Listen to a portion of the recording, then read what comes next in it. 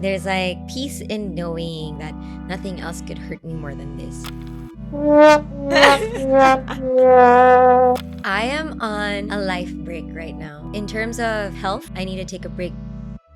Hey guys, welcome to my new podcast, Creating Art Out of Life with me, Elena V.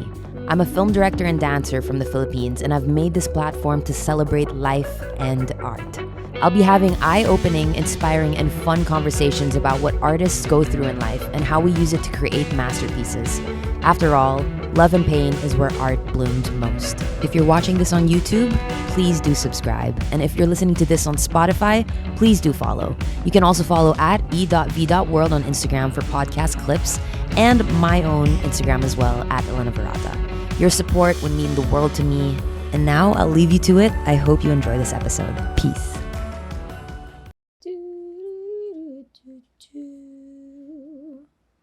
Here.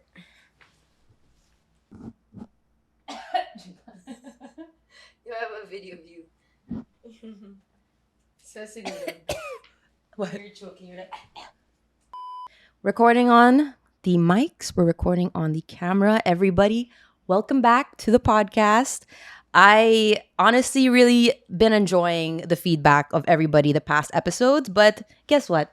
We have a wild Pokemon today. What? Pokemon. My next guest is someone I consider family.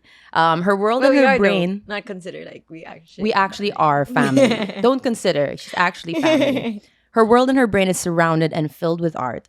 From acting to dancing to painting to designing and to singing, she lives and breathes art. You may have heard about her, said things about her, but you don't actually know her, especially the way I do.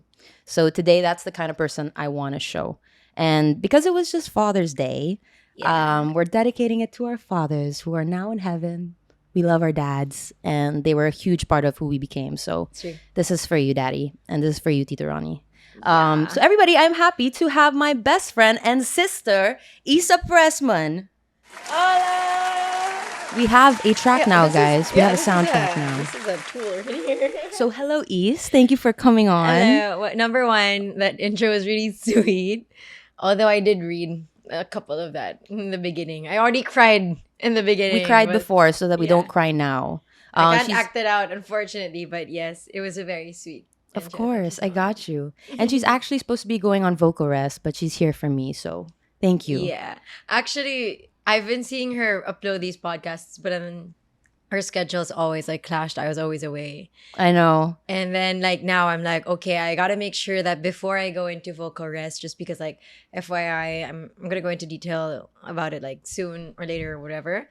But then I will be required to not speak or sing or do anything much for like 3 months. Yeah, so she's using a little bit of that for me. Thank you. I know. So that's why I was like, okay, before I do anything like that, let me get on your podcast. Yeah. I'm going to do anything to support this girl. Aww. Yeah. And that's another thing you'll get to know about her later, is just how supportive she was. Actually, you're going to see that with the backstory of our friendship, because how I met Issa was, I was still in A-Team. I am still in A-Team, but I was like an avid like dancer, like dancing every day. And she went to our concert, and her best friend is Keiko.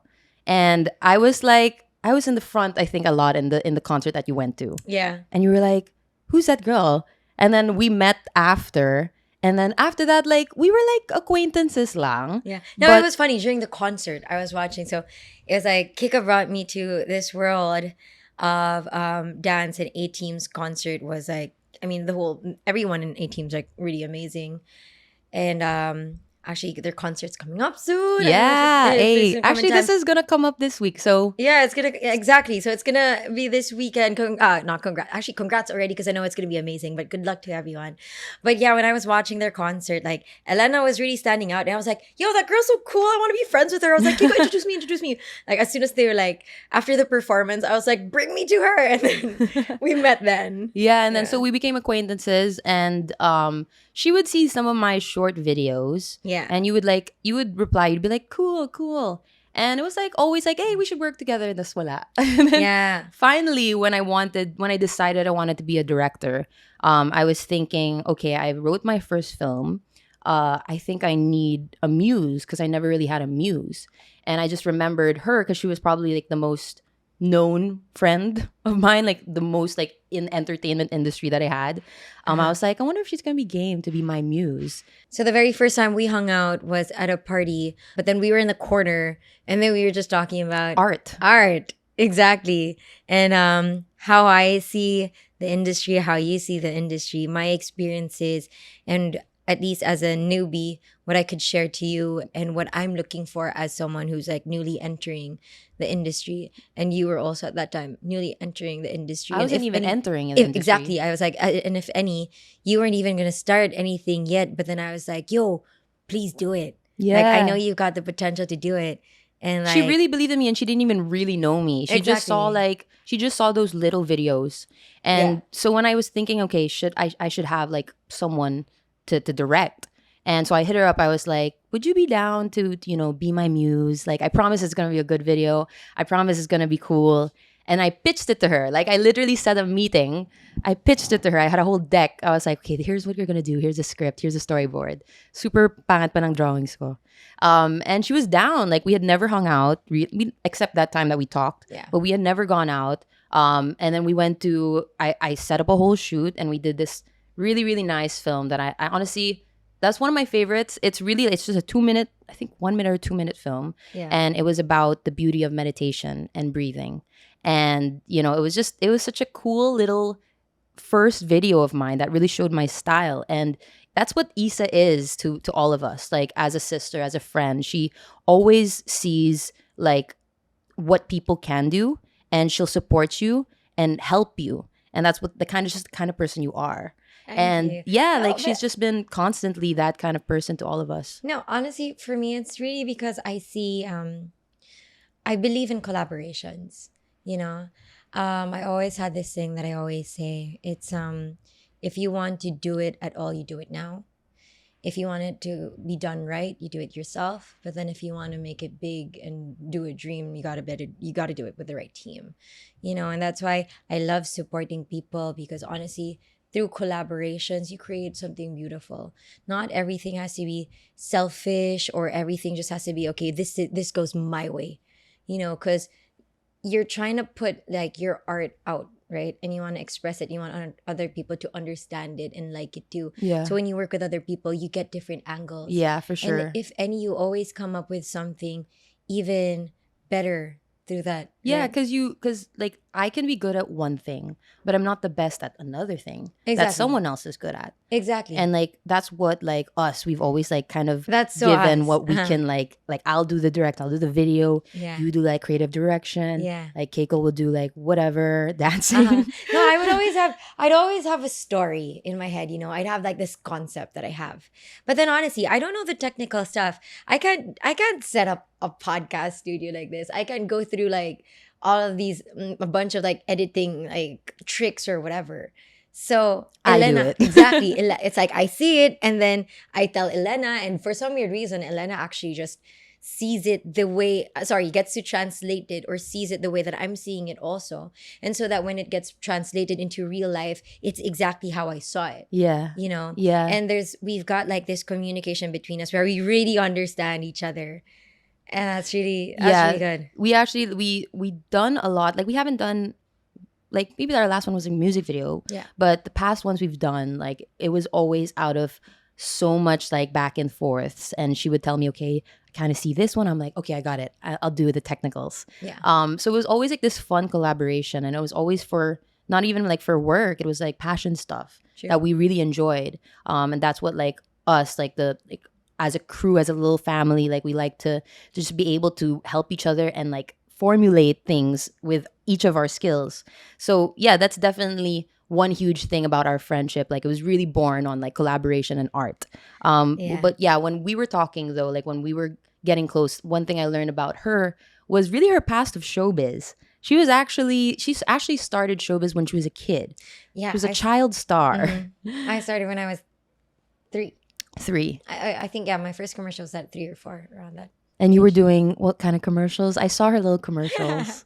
I was doing. She was like the star kid. I was literally like on tin cans of milk brands. I was on shampoos. I was like, I was very active also because like it was it was really my thing at that time. I loved it.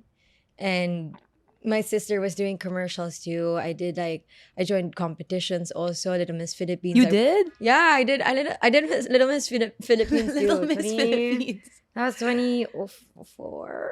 Yeah, 2024. 2004. It was like fun and games. It was like I'd go to school and then I get to shoot, and then I like the lights. I like getting into like at a very young age, I liked getting into different characters. Yeah. It was a fun thing, actually. It was a fun activity for me at that time. Was it more acting, or like did you discover dancing and singing early on also? We definitely did we did dance lessons.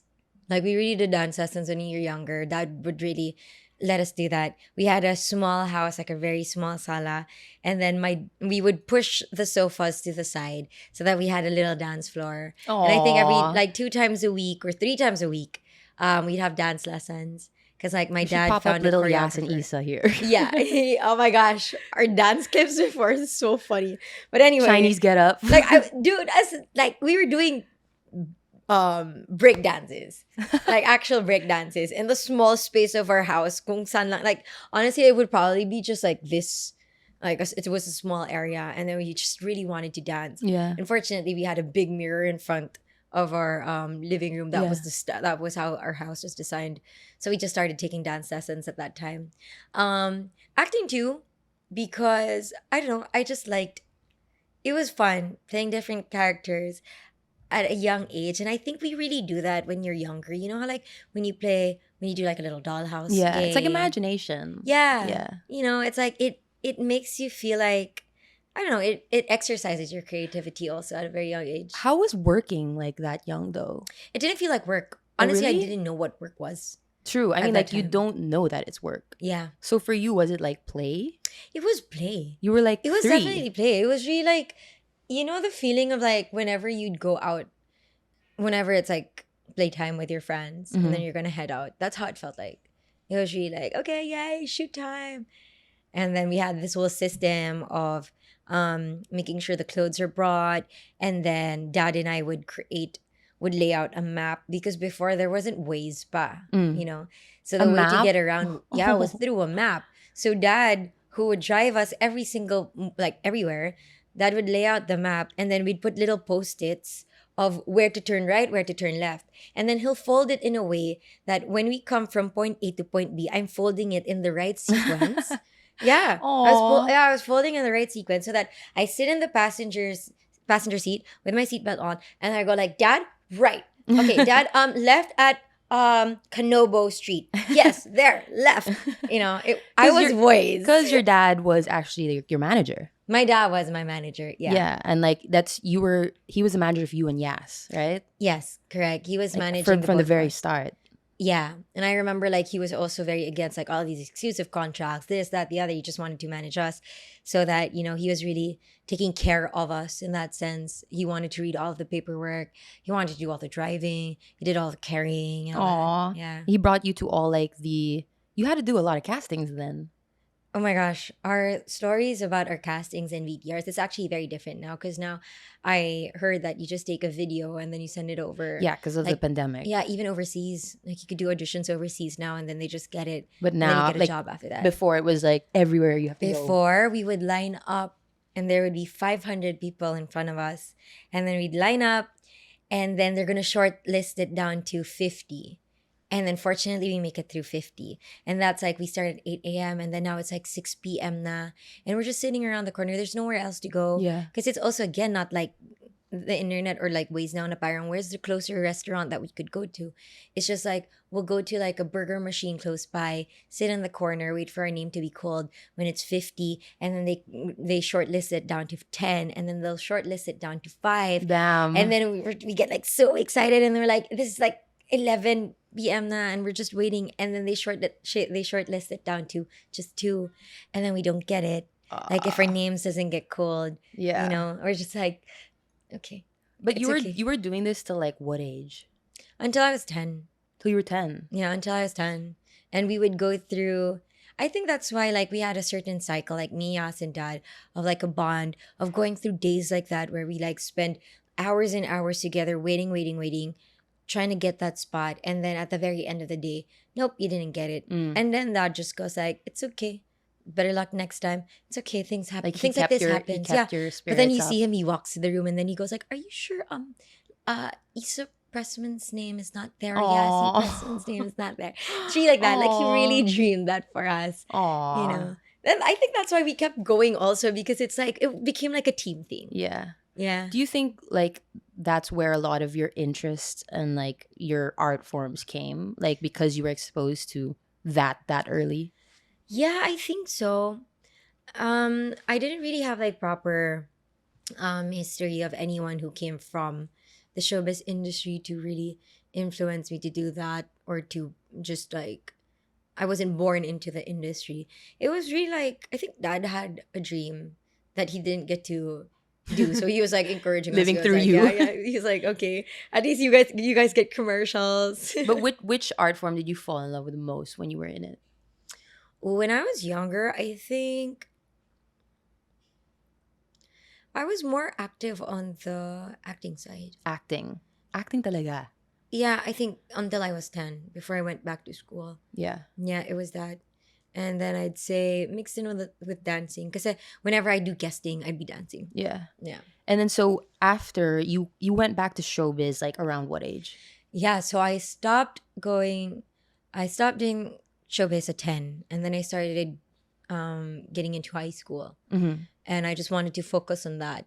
Just because like I had just this feeling that I wanted to study. Yeah. I wanted to just focus on schooling. Yeah.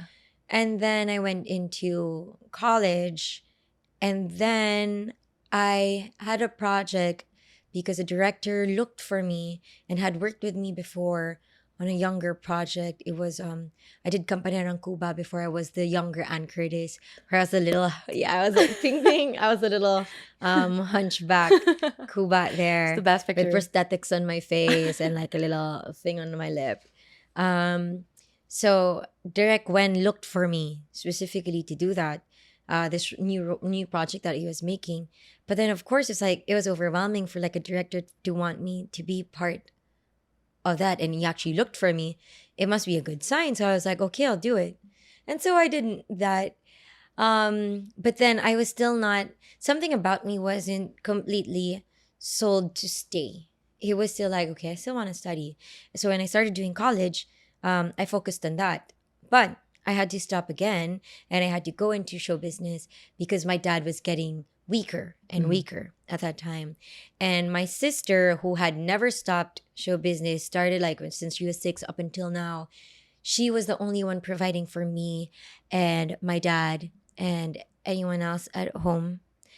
And it was just like, I didn't want her to be taking care of me too. Mm-hmm. And if she's already taking care of my dad, who was already getting sick, I knew that I'm like, I'm also my dad's daughter. I need to help him. And if my sister wants to help me, I need to help her too. So you got back into it because I got back into... you felt like you needed to Exactly. help I needed support. I needed to work also. I didn't want my sister to support me. I was, I think, 17 at that time. Because she would always offer to help. And again, like I don't know where I'll be without her. Really, she helped me so much. Shout out, y'all. Yeah. No, but then that's the thing. It's like, just because she kept giving, I just wanted to give back also. And I didn't want to just lean on her completely. Yeah. And so that's why I started working. And this was something that I liked anyway. And so I continued back into show business until again I stopped before I even properly built a name for myself. Just because the industry gets really tough, you know, and I know as tough and confident as I may look, I'm still very sensitive. Yeah. And I do get vulnerable. Yeah. You know. And It's like you have to have like really tough skin to be in showbiz. Very. And that's a good skill for someone to have. Yeah. It's good for them. I wish I had that. Unfortunately, like it gets very complicated. And if it hits me artistically, maybe I don't know if it was like just the projects or just it wasn't the time for me. But then I felt like I was also developing myself, my character, and my personality. And I think you had like very unconventional, like you had an unconventional way of expressing yourself. Exactly. Like, exactly where I was with going. like your fashion, like the way you had your hair. I think it was like just an unconventional. The way I hide my hair. the way you had your hair, the way you hid your hair and went Actually, bald. I did though. I did go bald. But she was really different, like with the, I guess, conventional standard of what, the industry wanted beauty to be portrayed. I feel like that's why it just wasn't aligning with the character you were building, Yeah, I guess like because it didn't fit that commercial like look. right now it's very different given that we've got platforms on social media. We got TikTok, we got our own Instagram account to really get to promote ourselves. Whereas before it was on television and there was a certain way of seeing people on TV. Yeah. And that was just something that And a certain look. Yeah. And I wanted crazy hairstyles at that time. I wanted different lengths, different colors. I wanted to go bald. And I understood that. And she did go bald. I did, yeah. I did everything actually. But I knew that it wasn't something that could be, because you're acting it. So you have to be You have to look like it. Exactly, yeah. And you have to look like you can be adjusted to any character. You can be flexible, exactly. So if I'm like bald with pink hair and then I'm going to have to play a very like simple, wholesome character, it just wouldn't really match. Yeah. And also the way that you dress, the way that I talked also at that time. It's just like it takes a lot of shaping in the industry, which is a good thing for some people because they're good at it. Yeah. And they could kill it. And that's why people in show business are still there and they're killing it. Yeah. It's just like with me, I couldn't because I felt like I kept wanting to do my own thing. Yeah, I know. And then I found social media and then I steered into fashion even more. Yeah. And then I started doing like all these fashion shows in different countries, traveling and all that. And I felt like through social media, influencing actually wasn't a thing yet. I remember when I just started, the word influencer was just becoming a word. This is like, when did you like discover social media? This was around, I think, my 20s, 2021. I remember there were blogs already and people were just transitioning into vlogs. And then after that, suddenly influencers were coming in. And then they were like, what are influencers? Yeah. And I was already doing it. I was already working for different brands before the actual term existed. I remember, I think I was calling myself like an influencer, an Instagram brand endorser. I was doing that, but Instagram brand endorser because it's not on TV, it's on Instagram. Yeah. But then through there, because it's your own account, I found that I felt like I could express myself my way. Yeah, you could just be your own person. Yeah. And nobody was going to like, no, you can't do this. No, you can't have this. No, you can't have like this. Exactly. Yeah. And then through there, I could also, because it's my own account, I get to endorse myself also through singing, dancing, and I could I could sing there too. I could upload a couple of like dance videos. And if any also, I know that there's been like a negative image attached to influencers. Some people laugh about it, but honestly, the thing is being able to experience that I was like once an influencer or still am every now and then, is that one, being a brand owner, I know how it feels like to get to spread your brand out. Yeah. Like after the commercials, after the ads, how do I share with a consumer or like someone else who would buy my brand? How do I share an experience with them? It's through influencers. And if any, one thing also that I'm very proud of is that because I was super into travel also, like post after post, I get to support a business or I get to increase the tourism also in the Philippines or wherever else that I visit. Yeah. Because through one post, it could help like a lot of people. It could. It helps businesses. Yeah. It helps your tourism. It helps other people who's not getting to travel see these places. Yeah. It's just like, it boosts the exposure for sure. It does. Yeah. Yeah. So again, it's help. I would love to help. Yeah. No, actually, you always want to help like the small businesses. Yeah, I do. Like that's what she always goes out to do, especially small creators. Like, she loves being able to collaborate with small creators because she just sees like certain people with talent that don't have like enough, like me.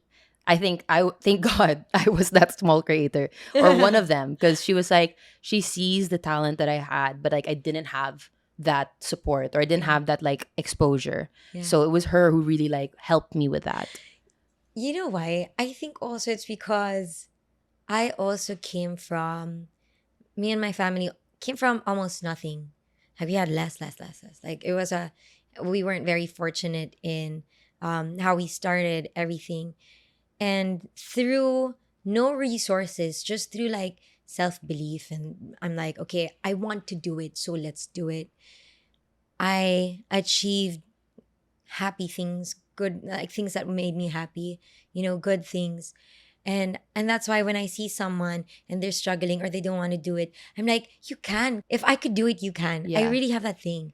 So it just takes me also, it's always easier to give advice also than to actually For drink your sure. own medicine. But you try your best to like push other people. Yeah, 'Cause, even like, if I don't take that for myself, like Yeah. honestly, I should listen to my own advice and be like, when you're in doubt, just honestly just do it. Yeah.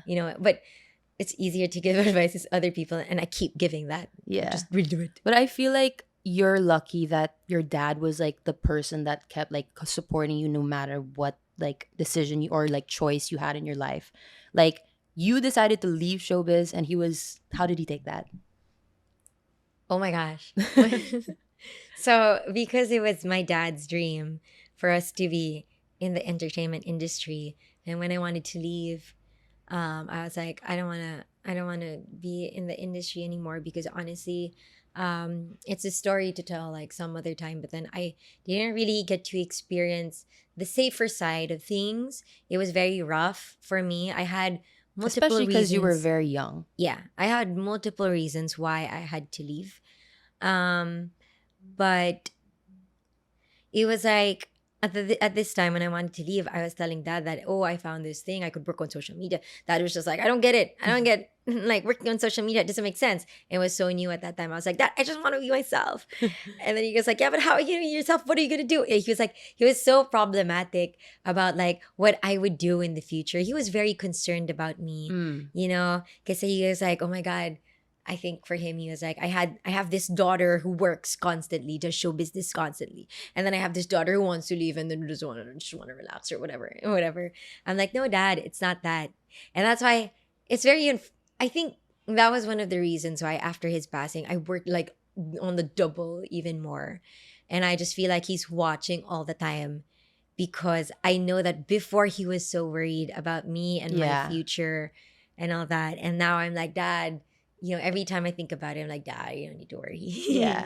Actually, now we're going to, talk about a little bit of a sensitive topic, but Yeah. it's something that I feel like that's the whole reason why Issa and I got really, really, really close. Like we were already getting close, but what really made our sisterhood and relationship really deeper was Yeah. sharing the feeling of loss. Because when she lost her dad, 1 year later, I lost my dad. So it's different when you have a person that just understands, right? So when you were going through this was how old were you when Tito Ronnie passed away? I was 22. You were 22. 22. Yes. And like how I know he was like really your manager and like also just constantly on you and worried Yeah. about you. Like how did you take it like when that all happened, especially knowing that when I lost my dad, like I knew you guys were there and you could understand me, but like how was it for you and Yas like going through that? One thing is just a general thought, really. Nothing else has ever and will ever hurt me as much as that. I know. And given that situation, I do know that after this, nothing else motorbike.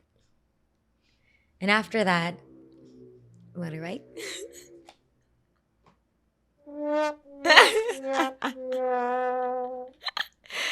Anyway, bye bike.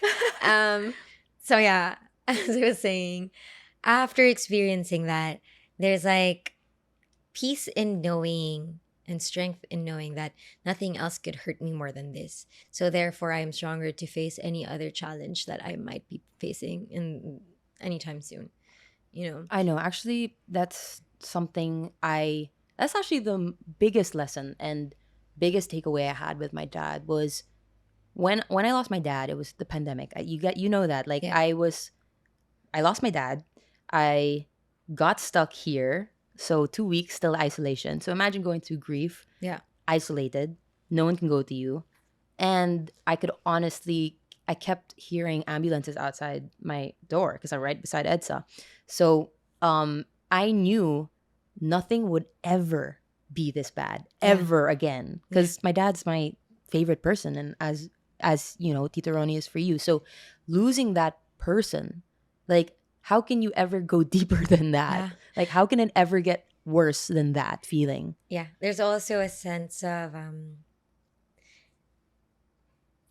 clarity in meeting other struggles in the future, because although I miss him every day, just yesterday I was crying because it was Father's Day, I seeing all of the know, posts and like same. everyone's got I feel like for daddies. both of us, it's like whenever it's Father's Day, it's like, oh man. Yeah, I know. I was there. But yeah, it just makes me feel like even though I will miss him always, still I healed. You will get better. And if I could get over this pain, I know that every other pain I could get over then, Yeah, it's you know? temporary. Yeah.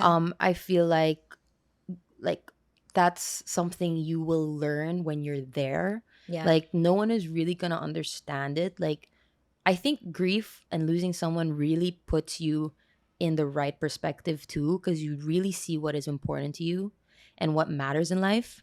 Hmm. So certain things that can hurt you, or may seem like it should hurt you, um, you're gonna see that, wait, like, there's worse things in life. Yeah. There's worse things to worry about, but you're only gonna really know that and understand how we see it when you're there.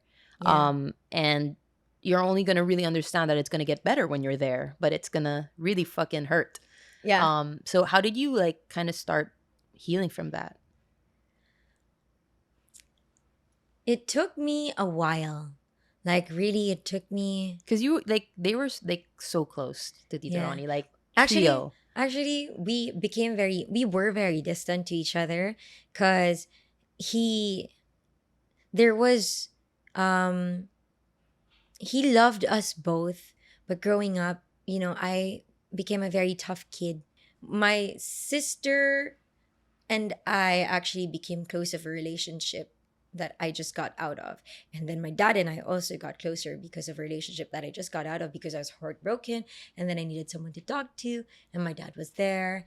And having like given that my sister was working crazily for like hours and hours a day, and had I had like time where I could really take care of dad. I was taking care of dad like every day, carrying him, moving around, if he wants tea, if he wants Because he was bread or getting whatever. like a Yeah, little bit more I was immobile. what He was yeah. getting a little bit more Yeah. immobile. So I was really there for him, especially towards the last part of his years, and we became really close.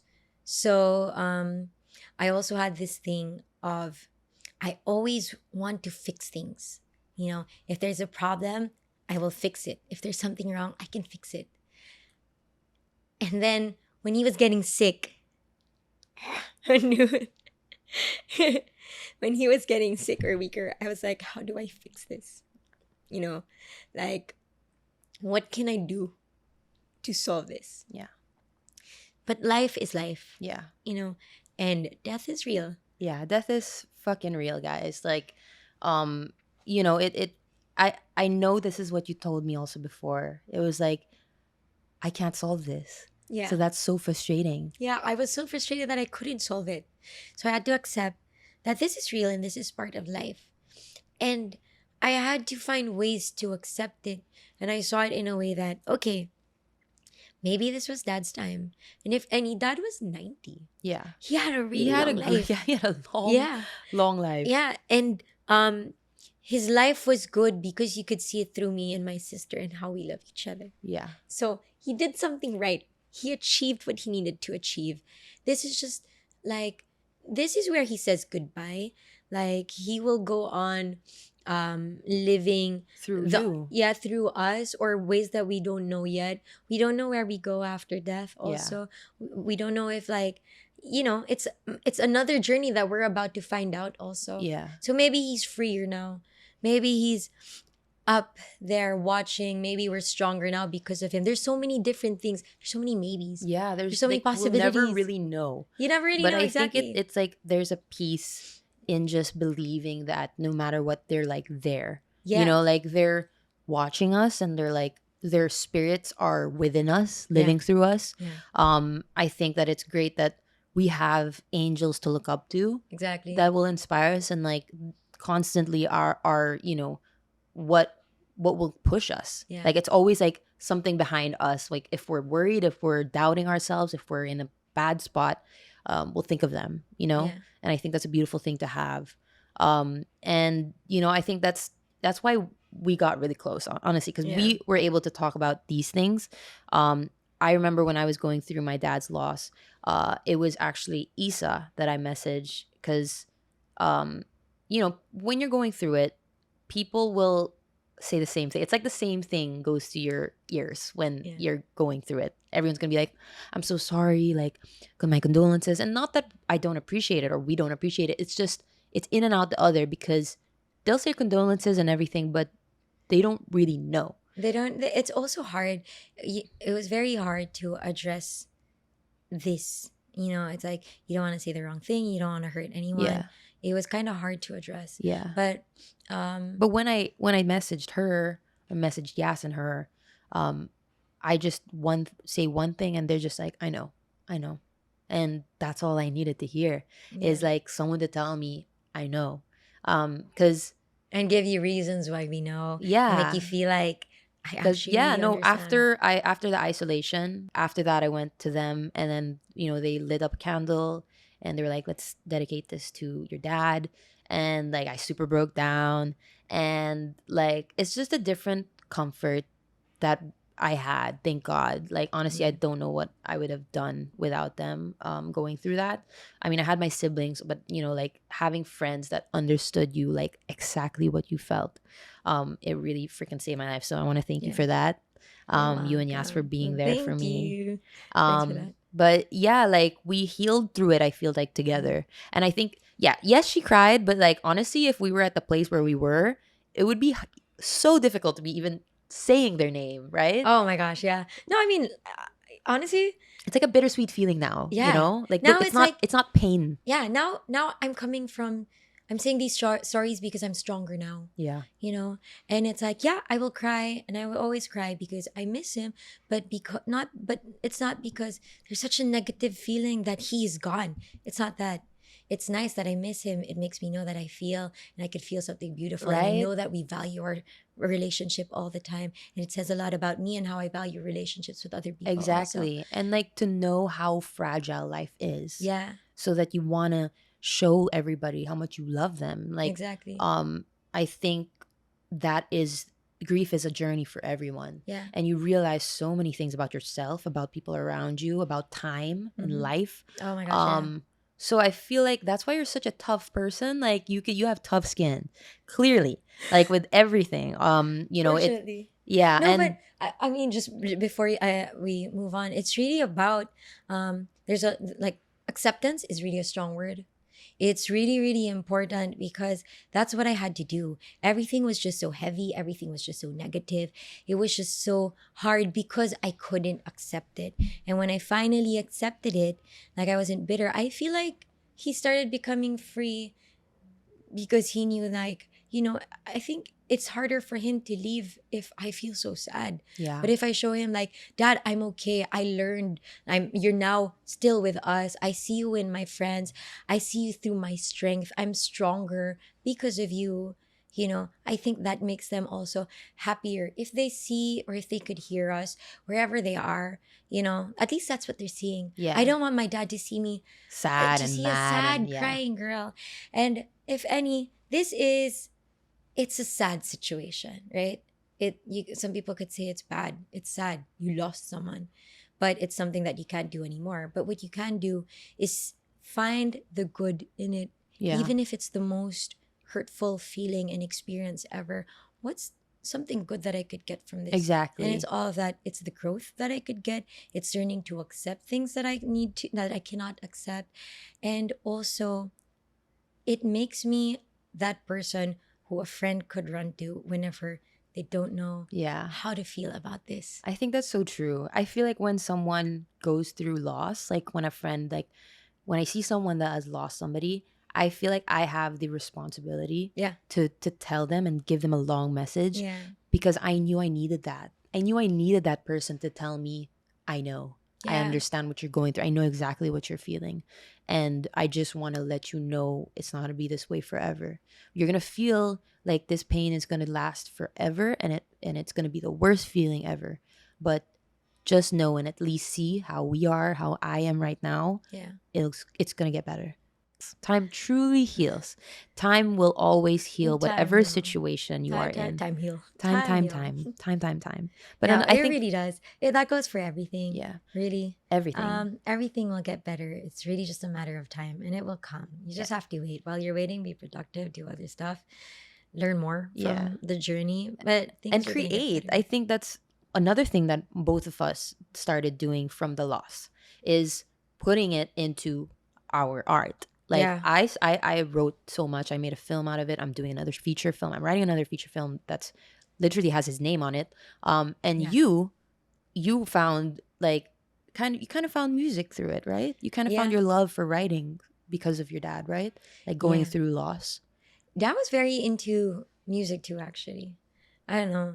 I think before his dream was also like to be He was a good musician. singer, right? I think he knew how to play the piano. He sings a lot also. I think that's why I sing a lot also. Yeah. Like, I mean, not in performing, but literally just like while I'm fixing my table, or if someone says the word like Yeah, she's always singing. yeah, when someone says like one word about like true, I go like true, like shit like that. I just go like the last. Anyway, point is with dad, what I learned from like that whole experience is really just going for what you want, because life goes fast, but also don't rush it because it goes fast. You got to learn how to write it and enjoy it. Don't attach yourself to like a destination. Don't attach yourself to like that one thing. It's really the actual fun in it is really enjoying that whole process to get there, because that there would always change. Yeah. So like, how are you having fun right now? Now. I learned a lot about like life and living through dad, because of that. And Did you start like writing a lot during this time? yeah, I just started like mainly it was like starting to just go for it, because I was like, I'm like, what is something that I've always wanted to do? But then I've always been like scared to do it because I felt like it wasn't for me or whatever. And it was music at that time. So during the pandemic, just literally, so we lost dad literally before the pandemic started. And during the pandemic, I finally wrote something, which is actually a funny story, because I had the very start of my music career was when I went to my sister's show in Germany, and then we were walking we were walking along the street, and then we had to get directions. And then there was this guy standing on the street who looked like they had like DJ equipment. Syempre, we were like, "Hey, where's the best place to go to like a spot where like they're singing and dancing or music or whatever?" And then he was giving like a couple of options. So I was like, "Do you mind if I get your contact just so that we could you could like instruct us or watch out for us or whatever, or if I needed to ask any questions?" And so we exchanged contacts in Instagrams actually, and we never talked until he posted a beat during like summertime of the pandemic. And then I was like, what if I get this and what if I write on top of it? And then I sent it back to him. And I remember at 9 p.m., I was sitting on my desk, 9 p.m., I was like, wag na, it's not my thing, I'm not gonna do it. And so I didn't. The next day, literally at around like 8 a.m., he messaged me saying, "Hey, Issa, long time. Don't know if you still remember me, but I noticed that you upload a couple of like covers and I'm producing. Do you want us to work on something?" I was like, "Yo, this is so crazy. I literally was supposed to send you something last night, and now you message me and da da da da." The We think that universe. it's like, okay, maybe we were meant to do this. And I did have a message that I wanted to like talk about. And so I was sending him voice notes. He was sending me beats.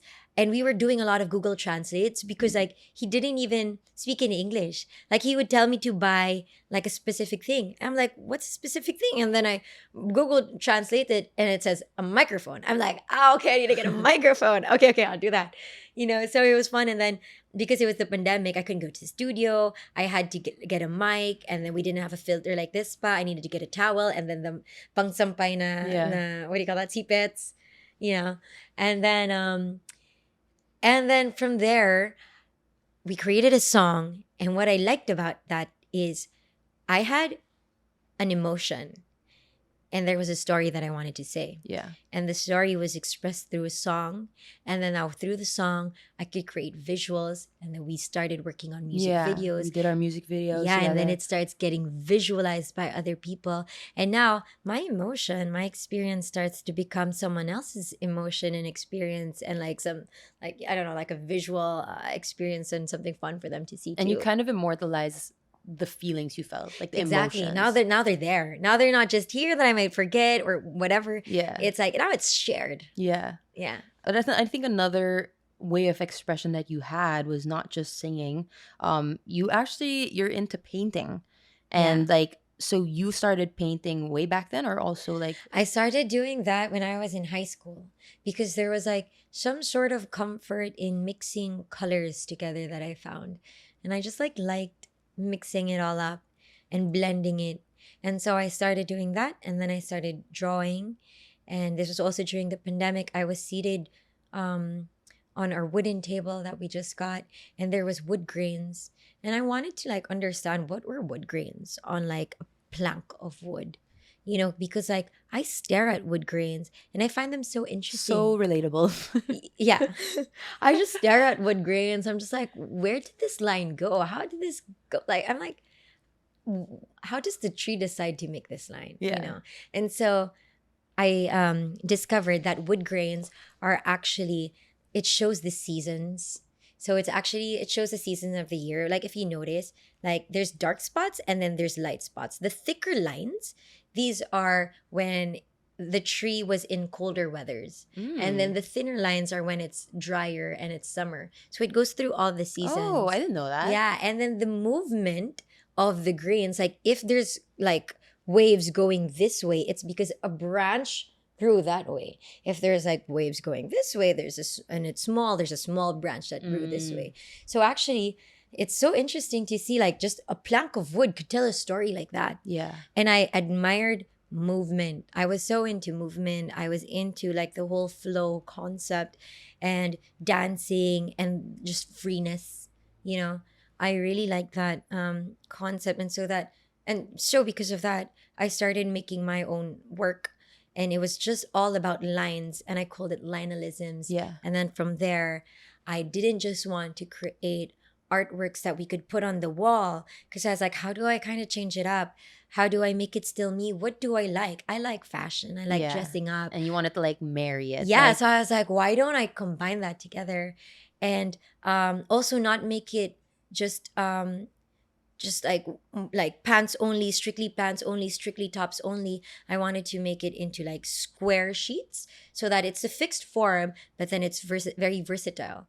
Yeah, it's right there. So it's got its versatile function. So through scarves, by me putting it on the artwork, putting it on the scarf, my art doesn't end there. Yeah. It gets transferred to the person who buys it, because now you get to wear it the way that you want. Yeah. If you want to wear it as a tube, as a bandana, as a skirt, as a triangle top, on your bed sheet, on your wall again, on the floor, whatever, it's now your turn to make it whatever you want. And you also use it as a form of like memories, right? Like like how you tell stories is actually through each design, right? Like please let us know how you like put your memories into these like designs. Yeah, so actually all of the designs are very close to me.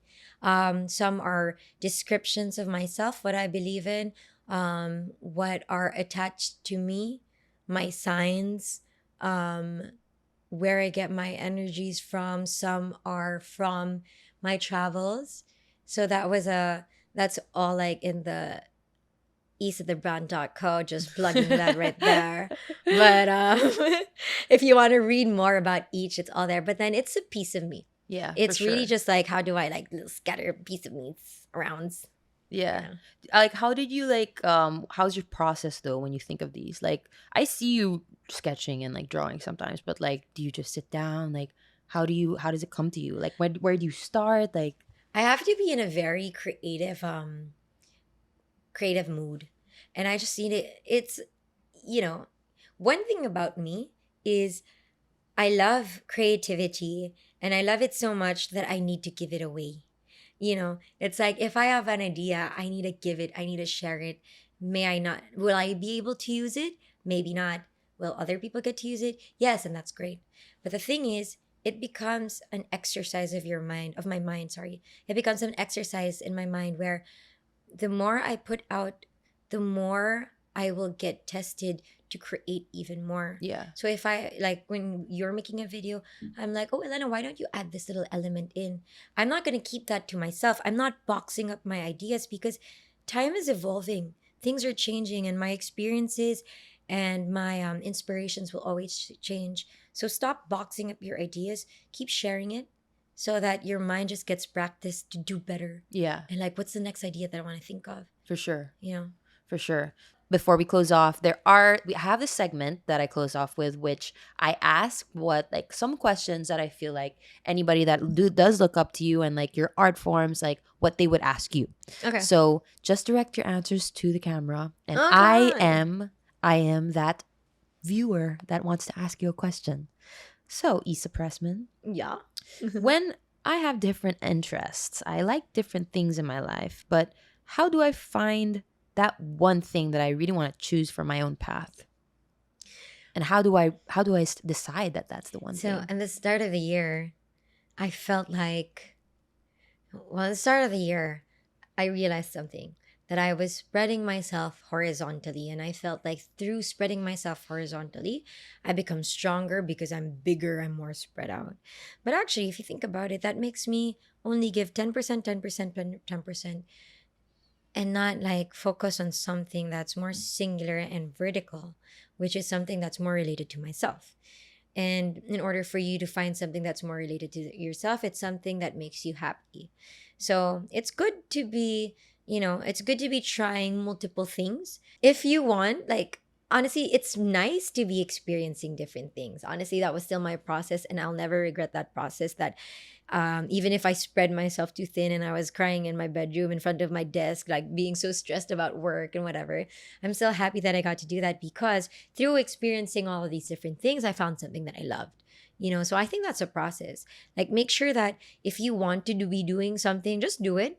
You've got time. As long as you do it now, you've got time. You'll be experiencing all of these things, and then you could always choose, as long as you've already practiced and tested Experience your each waters. one. Yeah. Yeah.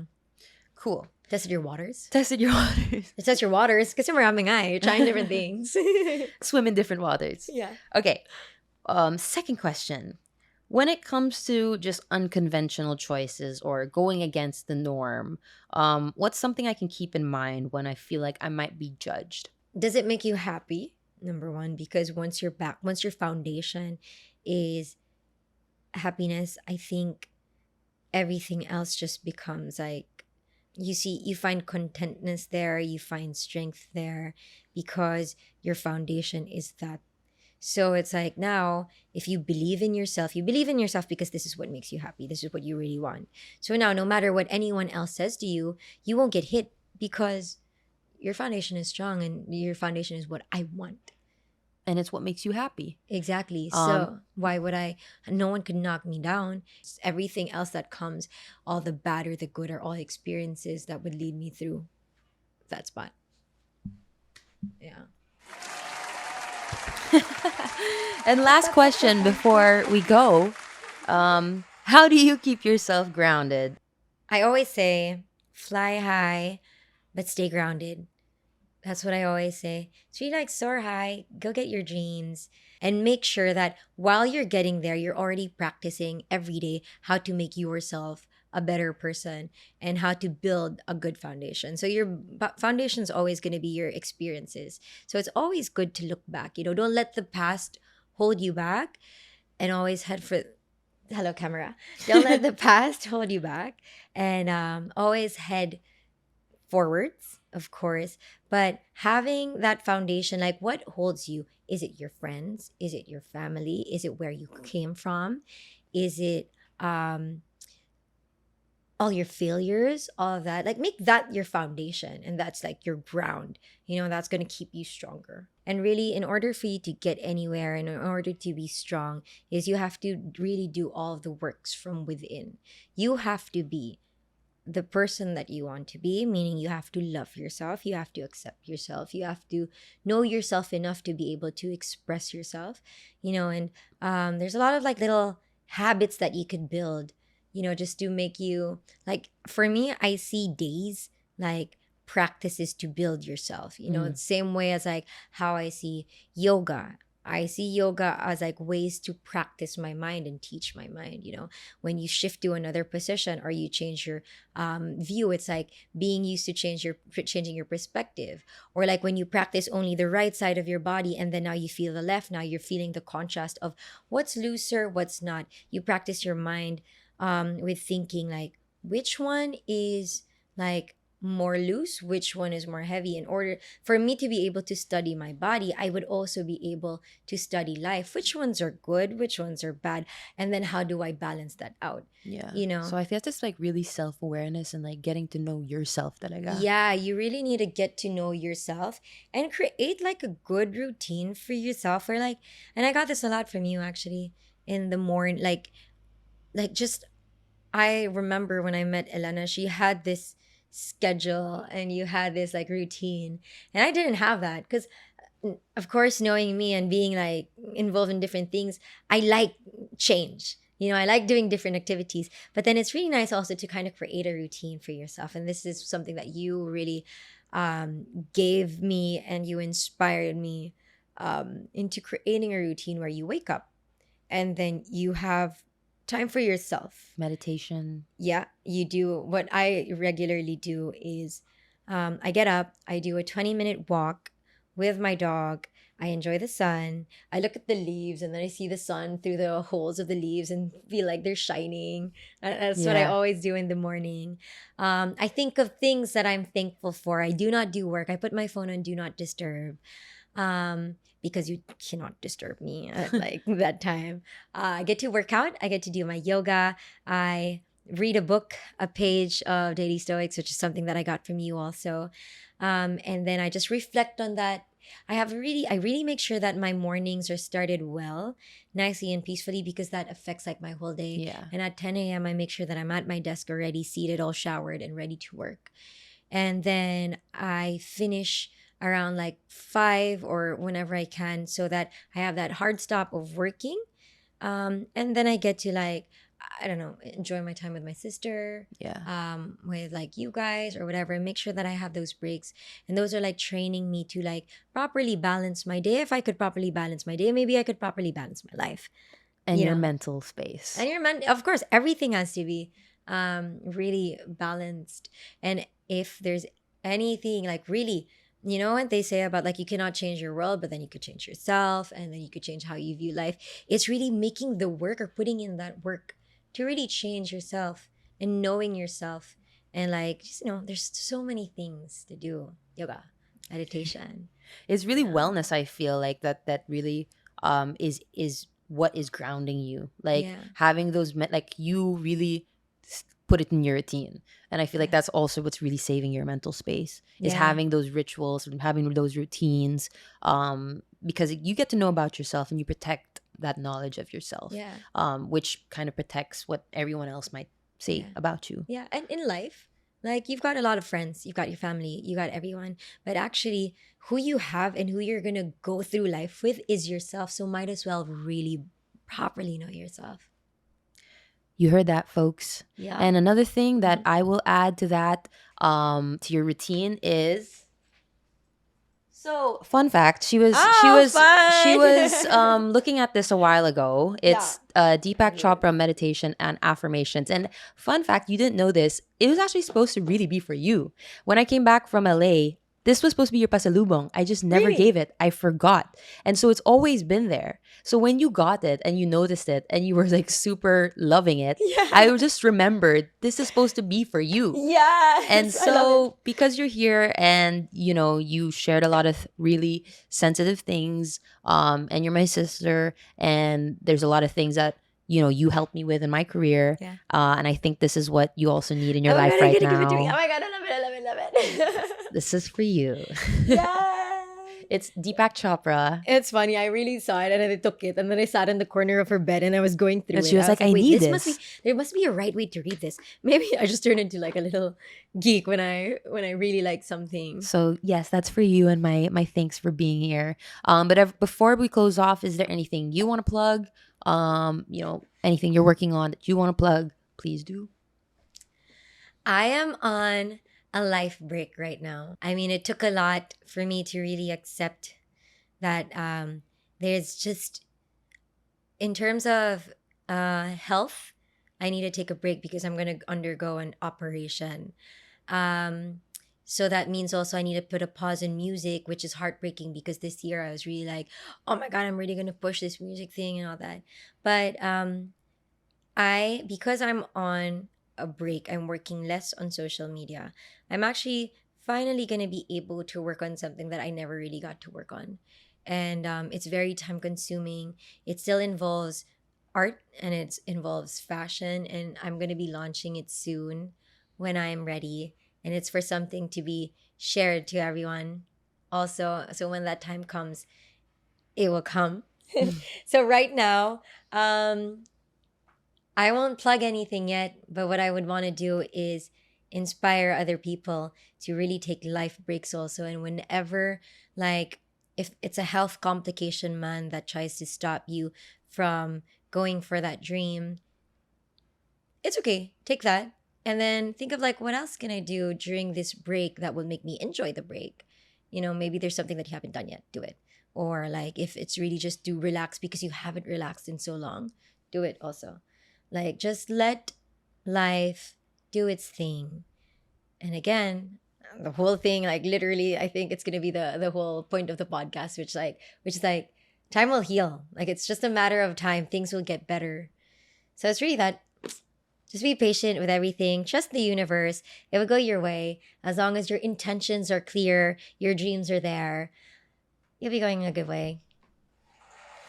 Yay! Clap, Thank clap, you clap, clap, again, clap. Ise, Thanks for for being having on my me. podcast. I hope you guys got something from this. It's not this podcast is full of love and life, and that's what I hope that we're giving you. But thank you guys for watching. I hope that you guys continue to support. Please do support by liking it, by commenting. Good things only, love only. And follow the podcast on Spotify. Comment on YouTube. Please follow it also and subscribe and put your notifications on. Yeah, Yes. actually, honestly, if there's anything that I want to plug, if there's anything that I want to plug, it's really this one. I really came out to support Elena because actually, FYI, I know I said it earlier, but then anything Elena would want to do, I would support. Because if any, I looked up to Elena like way back because I was like, damn, she has a dream. Oh. She's this person who has a dream and wants to follow that. And everything that's related to her dream, which was film, everything that's related to like directing films, watching this, like little room decors, were all about film and directing. And that's something that I really admired, and that's why I'm here on this podcast, and that's why I'm going to do every single project with you. I mean, I hope she does every single project with me too. Mamaya, you're unreachable now. Grabe. Of course it's gonna be with you. Yes. But yeah, thank you, Ise. Thanks for always supporting. And thank you guys for watching another episode. Please do keep watching. Please do subscribe. Yes. No one is commenting. Come on, guys. I know you have something to say, something, some love to share. But yeah, another one is gonna come. I think we might be doing it bi-weekly because I'm getting busier. So maybe it won't be a weekly thing. I'll try my best though to keep it weekly, but this might be a bi-weekly thing. But till then, guys, thank you guys for watching this week's episode. Much love always, and I'll see you on the next. Much love. I'll see Peace. y'all. As always, thank you guys for watching this week's episode. To continue to support this project of mine, please do subscribe on YouTube and follow the podcast on Spotify.